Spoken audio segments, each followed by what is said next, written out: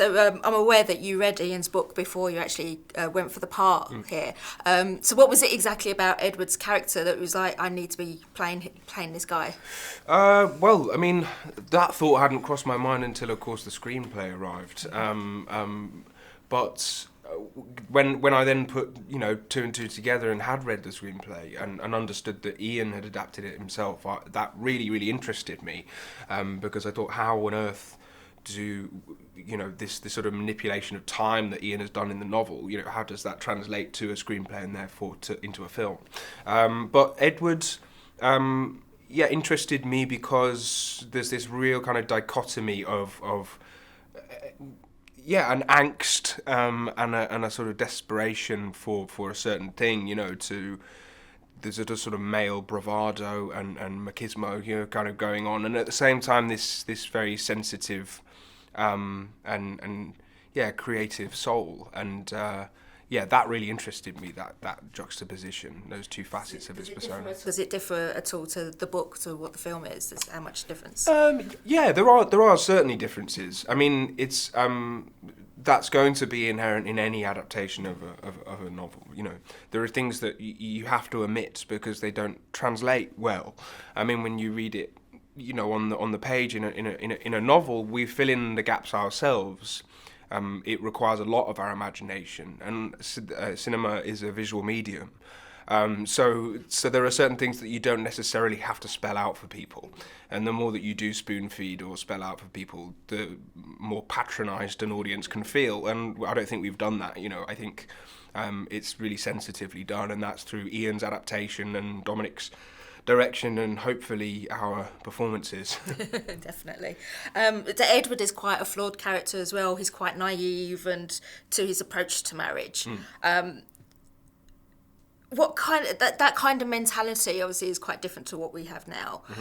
So that must have had some kind of challenges to bring forward. To sort of play naivety. It's a very interesting thing, because you have to kind of forget what you know.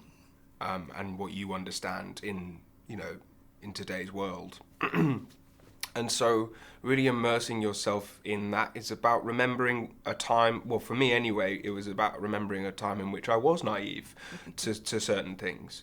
And it's difficult for me to phrase, but, a 20-year-old then, in 1962, is younger than a 20-year-old would be today, if that makes sense. Yeah. And when I mean that mentally, So that I was kind of...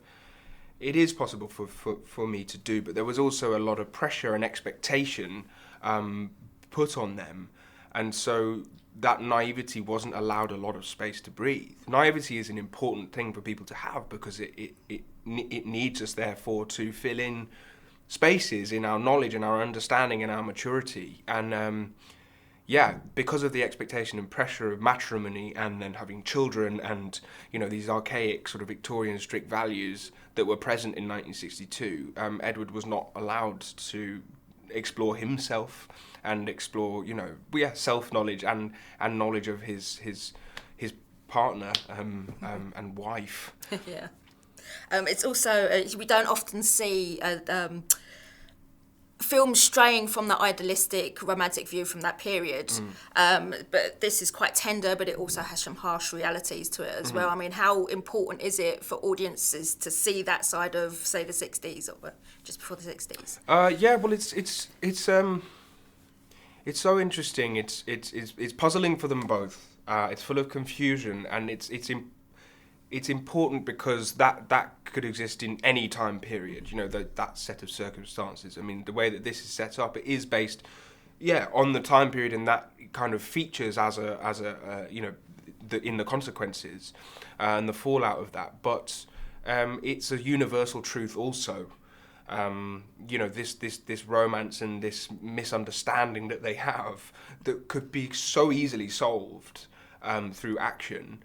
Unfortunately, it leads to the demise of their romance through inaction. It's what's not said, not what is said sometimes, Yeah. And also you and Saoirse, got it right. You have like this really good chemistry on screen as well. I mean, she has this like passion about her as well in her performance.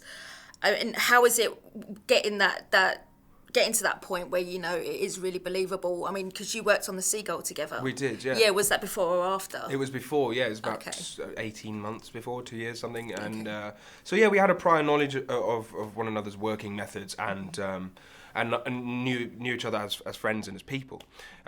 So that kind of, yeah, did allow us a shorthand, if you like. But I wanted to sort of forget that I'd met Saoirse because I wanted Edward to meet Florence for the first time. And so that prior knowledge can either be really useful or it can sometimes be a hindrance. And yeah, you want to kind of rediscover that person. But it was great because we already knew how one another liked to work, and it meant that we had a good rapport on set, which meant that we could have a laugh as well, you know. Yeah. And finally, obviously, we've got the Outlaw King, David Mackenzie's Outlaw King coming up. What can we expect from your character? Can you tell us anything? I don't know how to better, but I mean, wildly different to this. Yeah, he's perhaps not the nicest person. Ladies and gentlemen, you're watching Hey You Guys! Hey You Guys, huh? Hey, you guys. Is that from the Goonies? It is indeed, yes. Nice. Hey!